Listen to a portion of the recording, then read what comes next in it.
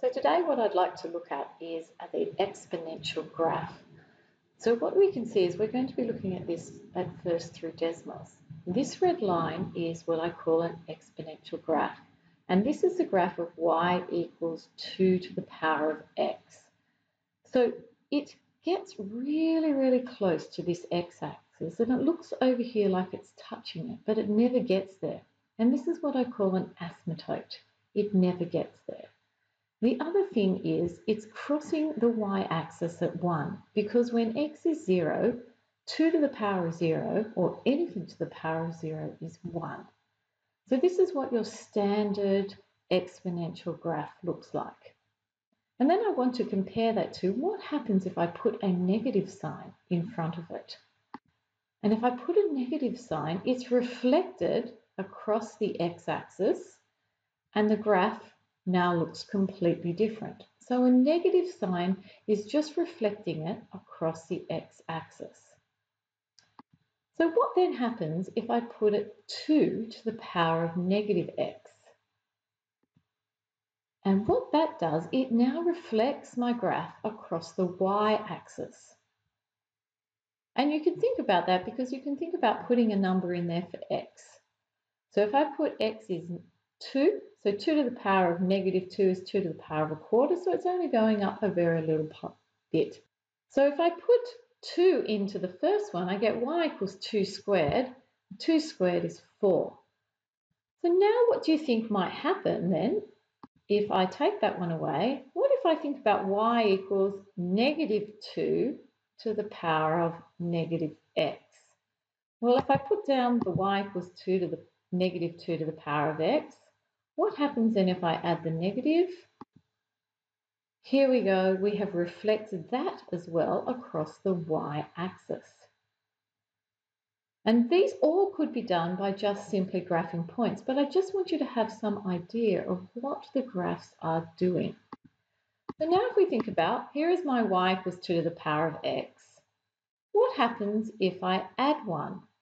Remembering this is my y-intercept, but remembering if I put 0 in, 2 to the power of 0 is 1, you might now think about what is happening to that graph. It's moving up, and now it is crossing at 2. So the whole graph has moved up 1. So now if I was to think about an asymptote, my asymptote is really living here when x or y equals 1, I should say. So the whole graph, including the asymptote, has moved up 1 place simply by adding 1. Of course, if I added 2, we would move up by 2 places, and my asymptote would now be going through 2. So thinking then about what's going to happen if I now subtracted 1, my whole graph has now moved down. Okay, so my asymptote now is here at negative 1, meaning this graph will get really, really close to it, but it's never going to get there. So that just means now I can give you a view of y equals k to the x, where k is the number in front and a is the number and it's being raised to some power. So the number in front, look what it's doing to it.